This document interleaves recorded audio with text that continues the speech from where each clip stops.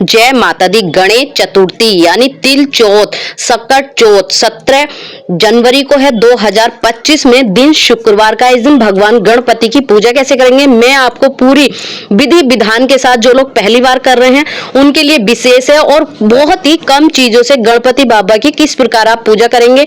यानी सकट चौथ यानी जो तिल चौथ है, अलग अलग जगहों पर अलग अलग नाम से मैं आपको बताऊंगी कि पूरे विधिवत किस प्रकार आपको पूजा करनी चाहिए। घर की सामग्रियों के साथ जो है वो मैं किस प्रकार आपको जरूरत है। सबसे पहले आप एक चौकी लगाकर गणपति बाबा को विराजमान कर लीजिए। गणपति बाबा के साथ साथ आपको नीचे पीला वस्त्र अवश्य धारण करिए, कुछ भी रख लीजिए।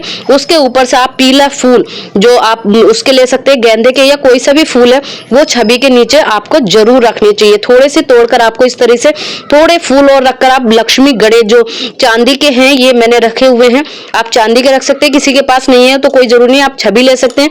आपको कलश लेना है, कलश में आपको रोली जो लगा के उसका टीका करना, और आपको साथ ही कलावा जो होता है वो जरूर बांधना होता है लोटे में। खाली लोटा आप ना करें, इस पर आपको रोली से स्वास्तिक अवश्य बना लीजिए, क्योंकि स्वास्तिक बनाना बहुत ही शुभ माना जाता है। और स्वास्तिक बनाकर हम उसमें थोड़े से जो फूल होते हैं वो फूल आपको अवश्य लेने हैं। जहां पर आप कलश रखेंगे वहां पर विराजमान कर दीजिए, क्योंकि हमें कलश कभी भी ऐसा नहीं रखना चाहिए। आप फूल भी रख सकते हैं, आप अक्षत्र जो चावल होते हैं वो भी रख सकते हैं, उसके ऊपर आपको कलश रखना चाहिए। खाली कलश हमें नहीं रखना चाहिए किसी भी पूजा में। तो देखिए मैं पूरी विधि विधान के साथ आपको बता रही। तोमर होते हैं जो आम के पत्ते होते हैं, उन पे भी आपको इस तरीके से रोली लगा तिलक कर देना चाहिए। देखिए बिना रोली के आपको नहीं रखनी चाहिए। हर डाली पर आप 5, 7, 11 जितनी भी डाली हो वो ले सकते हैं। यही आपको एक पान का पत्ता बेड़ा लेना है, क्योंकि पान का जो पत्ता होता है, फूल, सुपारी और रोली अक्षत्र जो होते हैं ना, क्योंकि गणपति बाबा को बहुत ही प्रिय है पान, तो अगर आप पान चढ़ाते हैं बहुत ही शुभ होता है। तो ये सारी चीजें भी ना आपको कलश में डाल देनी है। 1 रुपए का सिक्का हो सकता है, सुपारी, ये चीजें आपको ना उसमें अगर हम डालते कलश में बहुत ही शुभ माना जाता है। गणपति बाबा के लिए ये कलश की तैयारी है, क्योंकि खाली कलश बिल्कुल भी नहीं रखते। क्योंकि कुछ लोग होता है ना कि खाली लोटे में जल भरा, उसमें गंगा जल डाला और वो ऐसे ही कलश रख देते हैं। तो देखिए ये इसका सकट चौथ का जो है ये कलश रखने की जिस तरीके से मैंने आपको दिखा रही हूँ, उस तरीके से आपको रख दीजिए। उसके ऊपर आप अक्षत्र यानी ढककर जरूर रखना। जैसे नारियल होता है, पूजा करते हैं तो हिमगिरी रखते हैं, आप यहाँ पर अक्षत्र रख सकते हैं, लेकिन विशेष ध्यान रखना है कि अक्षत्र टूटे हुए नहीं होने चाहिए। यहाँ पर हम रोली या हल्दी से तिलक कर देंगे। उसी के बाद में हम एक दिया प्रज्वलित करेंगे। दिया देखिए आप तिल के तेल का भी कर सकते हैं या फिर देसी घी का भी कर सकते हैं, क्योंकि तिल के तेल का करते हैं तो और भी उत्तम माना जाता है, क्योंकि सकट चौथ के दिन ना तिल का बहुत बड़ा महत्व है। यहीं पर थोड़ा सा जल हम और अलग रखेंगे, क्योंकि एक उसमें एक पान का तोमर डाल लेंगे, और अक्षत्र की तरह ना तोमर भी खंडित नहीं होना चाहिए। जैसे पत्ते जो होते हैं ना कटे फिटे जिसमें छेद निकले हुए, इस तरह का तोमर आपको नहीं रखना चाहिए।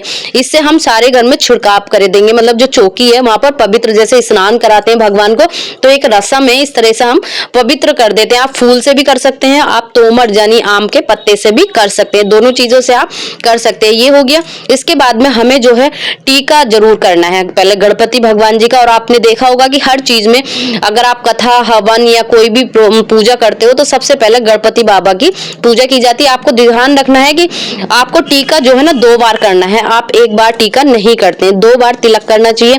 साथ ही में गणपति और गणेश जी के साथ साथ लक्ष्मी माँ की भी कर दूंगी। देखिए जनेऊ होता है, गणपति बाबा को सकट चौथ यानी तिल चौथ के दिन जनेऊ अवश्य पहनाना चाहिए। अगर आपके पास जनेऊ नहीं है तो आप मोली भी ले सकते हैं, मोली कर लीजिए, या फिर आप जनेऊ ले सकते हैं। तो जनेऊ है तो वो आपको अर्पित करना है गणपति बाबा को। इसी के साथ में जो मोली आती है ना, आप उसे भी कर सकते हैं। घर में जो कच्चा सूत होता है उसको भी चढ़ा सकते हैं जनेऊ के उसमें। यही थोड़ी मोली जो है मैं गणपति और माँ लक्ष्मी को भी अर्पित कर दूंगी। ठीक है, उसके बाद में आप देखते जाइए पूरी विधि विधान से। जो लोग पहली बार व्रत रख रहे हैं, थोड़ा सा एक फूल या आप भगवान गणपति के चरणों में रख दीजिए, माँ लक्ष्मी के चरणों में रख दीजिए। आपके पास फूल ज्यादा नहीं है तो आप तोड़कर रख सकते हैं। अगर हो सके तो आपको एक ही फूल अक्सर अगर आप चढ़ाते हैं तो और भी अच्छा माना जाता है बिना तोड़े। फूलों का विशेष ध्यान रखना है कि आपको धोने नहीं है। कभी भी आप पूजा में फूल चढ़ाते हैं तो आपको धोने नहीं चाहिए, उन्हें सूंघते नहीं है, वो खंडित माने जाते हैं। उसके बाद हमें धूप जला लेनी है। धूप जलाकर आप यहाँ पर जैसे बोलते हैं धूप दीप अक्षत, तो मैंने धूप दिखा दी है। धूप लगाकर आप रख दीजिए भगवान गणपति जी के लिए। उसके बाद में ये सारी चीजें आप देखते जाइए।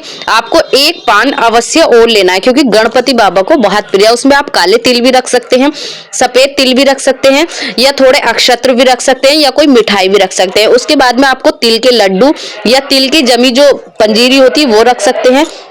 ये चीजें अवश्य रखनी चाहिए। और कोई सी भी चीज रखते हैं ना आप, तो पहाड़ की तरह रखनी चाहिए। अक्सर बिहार में या बाकी शहर अलग अलग जगहों पर अलग अलग चीजें होती हैं। या लड्डू जो बनाते हैं वो लड्डू और गुड़, ये जो है अगर आप पहाड़ की तरफ तोड़ना नहीं चाहिए, ज्यादा तोड़ फोड़ चीजें टूटी टूटी सी नहीं चढ़ानी चाहिए। अगर आप पूरे का पूरा रखते हैं तो और भी उत्तम माना जाता है। और बाकी जैसा आपके पास है उस तरह से पूजा कर सकते हैं क्योंकि भगवान तो श्रद्धा के भूखे हैं। साथ ही मैंने ली है गाजर और शकरकंजी, अदरक। और देखिए बेर मुझे मिले नहीं, घर पे थे नहीं, और उस दिन मैं पूजा करूंगी तो जरूर आप नोट कर लेना क्योंकि आपको बेर या केला या सेब, इसमें 5 फल आपको अवश्य करने। ये 3 चीजें जरूर होनी चाहिए, नहीं तो आपको 5 फल गणपति बाबा को जरूर अर्पित करने चाहिए। तो देखिए जो लोग पहली बार आ रहे हैं तो उनको बिल्कुल भी कंफ्यूजन नहीं होगा। और बाकी की 2 वीडियो मैंने चैनल पर डाल दी हैं। अगर आप तिलकुट से जो चौथ है इससे रिलेटेड कोई वीडियो जानना चाहते हैं तो चैनल पर जाकर चेकआउट कर सकते हैं। और बाकी मैं डिस्क्रिप्शन में भी लिंक डाल दूंगी इसके सकट चौथ के बारे में, जितनी भी जानकारी आपको सब मिल जाएगी। इसी के साथ हमें थोड़ी सी दक्षिणा अवश्य रखनी चाहिए क्योंकि जो भी पूजा में भूल चूक हुई है वो सारी चीजों के लिए हमें थोड़ी दक्षिणा अवश्य रखनी चाहिए क्योंकि ये दक्षिणा जो रखते हैं ना वो सारी कमी हुई पूजा में पूरा कर देती है। तो इसलिए हमें हमेशा ध्यान रखना चाहिए कि हमें थोड़ी सी राशि अवश्य रखनी चाहिए। वो राशि आप अपनी सामर्थ्य के अनुसार रख लीजिए। मैंने यहाँ पे 51 रखी है। उसके बाद आपको एक पान का पत्ता लेना, एक सुपारी लेनी, एक फूल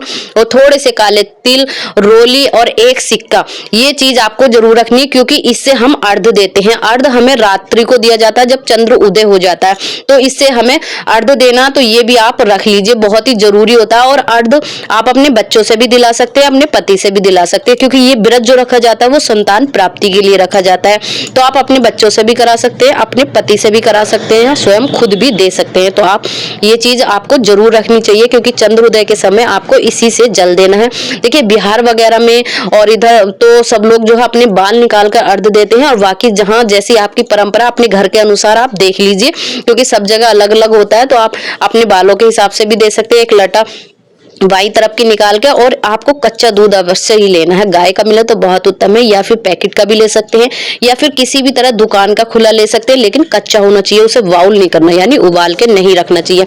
ये सारी पूरी विधि विधान के साथ मैंने आपको करके बताया। जो चीज घर में थी, अगर कुछ छूट गई है तो मैंने बता दिया, आपको नोट कर लेना है। अर्घ देने के बाद ये सारी चीज हो गई। अब हमें जो ना बाद में भोग लगाते हैं, भगवान की पूजा आरती अर्चना करते हैं, तो उसके बाद में हमें जो है ना जो पानी लेके हाथ में थोड़ा सा अक्षत्र हमें पानी जरूर फेरना चाहिए। उस तरह से जो है ना क्योंकि भगवान को भोग लगाया है तो पानी का भोग भी अवश्य लगाते हैं, तो उसका आचरण करते हैं। तो ऐसा आपको जरूर करना चाहिए, 2 या 7 बार कर दीजिए। और आपको थोड़े तिल, अक्षत्र, ये सब चीजें तो आपने चढ़ाई दी है, सारे कुछ मैंने आपको बता दिया। थोड़ा सा जल लेकर आपको आचरण जरूर करना चाहिए। इसके साथ ही साथ आपको भगवान गणपति की अर्चना करनी चाहिए। अर्चना कैसे करेंगे, आपको कथा हवन ये करने के बाद में आपको गणपति की जो आरती आती है, गणपति आरती करने के बाद ही मैंने धूप ले ली। आप धूप बत्ती से भी कर सकते हैं, या आप कपूर से कर सकते हैं, या फिर दिए से भी कर सकते हैं। तीनों चीज में से किसी से कर दीजिए। मैं कपूर से करके दिखा रही हूँ। जय गणेश जय गणेश जय गणेश देवा, माता जय की पार्वती पिता महादेवा, लड्डुअन का भोग लगे संत कर सेवा। इस तरह से आपको आरती करके आपको रख दीजिए। रखने के बाद दिया आपने रख दिया, उसके बाद आपको याचन करना है, यानी थोड़ा सा जल लेना है और जल से आपको 2 बार, 5 बार या 7 बार, जितनी बार आप कर सकते हैं उतनी बार कर दीजिए क्योंकि ये करना बहुत जरूरी होता है भगवान को भोग लगा। ये सारी मैं आपको करके बता दी हूँ। इस तरह से अगर जो लोग पहली बार रख रहे हैं तो वो व्रत देखकर इस तरह से पूरे विधि विधान के साथ रख सकते हैं। उसी के साथ में कुछ लोग जो है बाहिना निकालते हैं, उसमें 5 चीजें सुहाग की अवश्य होती है, जैसे सिंदूर, बिंदी, वो अपनी जेठानी को या फिर अपनी सास को, किसी को भी दे सकते हैं। थोड़ा सा एक थाली में, या आप पंडितानी को दे सकते हैं, मंदिर पहुंचा सकते हैं। उसमें आपको जो भी खाना आप व्रत के दिन बनाए हो वो खाना, और आप उसमें थोड़ी सी राशि और जितनी सामर्थ्य अनुसार जो भी निकालते हो वो सब चीजें आप दे सकते हो। तो ये थी अब तक की वीडियो, और वीडियो मैंने डाल दी है। जय माता दी।